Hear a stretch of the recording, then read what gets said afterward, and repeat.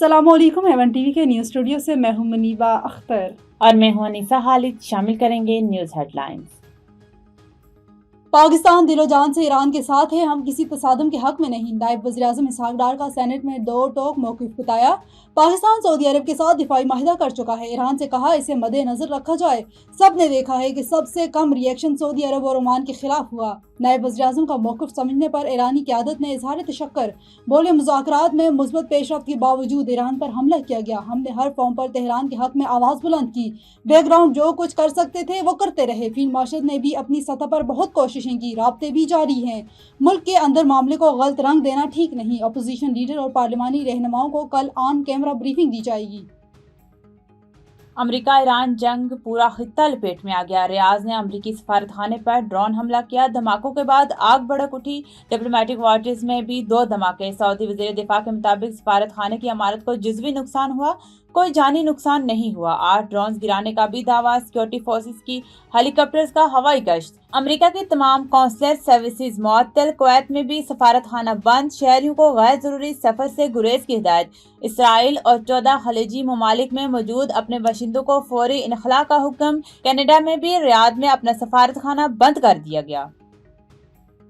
Riyadh में सफारतखाने पर हमले का भरपूर जवाब दिया जाएगा, ट्रंप का ऐलान। अमेरिका के पास हथियारों के वसीह ज़खायर का दावा। तवील जंग और ज़मीनी फौजी भेजने का अंदिया। कहा, हमारे पास जितने हथियार आज हैं पहले कभी नहीं थे। जो बाइडेन पर सारे हथियार ज़ेलेंस्की के हवाले करने का इल्ज़ाम। कहा, अरबों डॉलर एमुनेशन यूक्रेन को मुफ्त दे दिया गया, फिर ज़खायर बनाने की कोशिश भी नहीं की गई।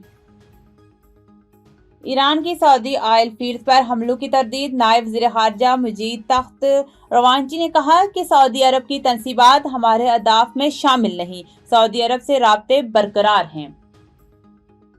हेडलाइंस आपने जानी, नजर डालेंगे तफसीली खबरों पर। कनकोट से रिपोर्टर हफीजुल्लाह बलोच की रिपोर्ट के मुताबिक बतौर भुट्टो इंस्टीट्यूट ऑफ IT कनकोट का एक अहम और मोतबर तालीमी इदारा है जो इलाके के नौजवानों को जदीद कंप्यूटर और इंफॉर्मेशन टेक्नोलॉजी की तालीम फराहम करता है। इस इदारे का बुनियादी मकसद तलबा को जदीद दौर के तकाज़ों के मुताबिक फ़नी महारत सिखाना और इन्हें रोज़गार के बेहतर मौक़े फराहम करना है।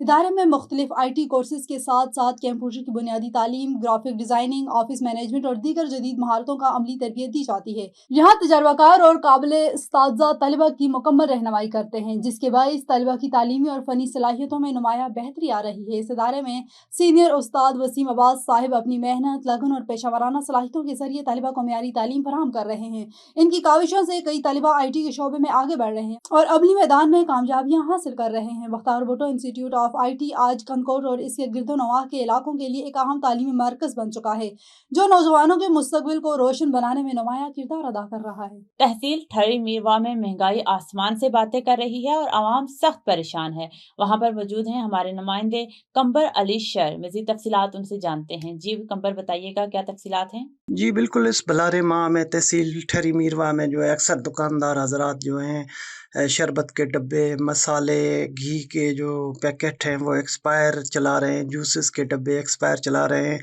असिस्टेंट कमिश्नर मीरवा DC खैरपुर अवाम का कहना था कि वो आते हैं, अपनी जेबें गर्म करते हैं, दुकानदारों को भारी भरकम जुर्माने लगा के चले जाते हैं, लेकिन जो महंगाई है उसको कंट्रोल नहीं कर रहे।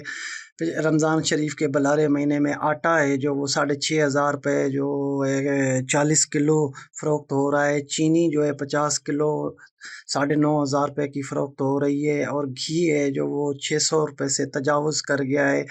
तो शहरी इस चीज़ से सख्त बरहम थे। शहरियों का कहना था कि ये सिर्फ़ और सिर्फ अपनी जेबें गर्म कर रहे हैं और हमें कोई रिलीफ इस चीज़ का नहीं मिल रहा। शहरियों ने आला अख्तारों से इस चीज़ की जो है नोटिस लेने की अपील की।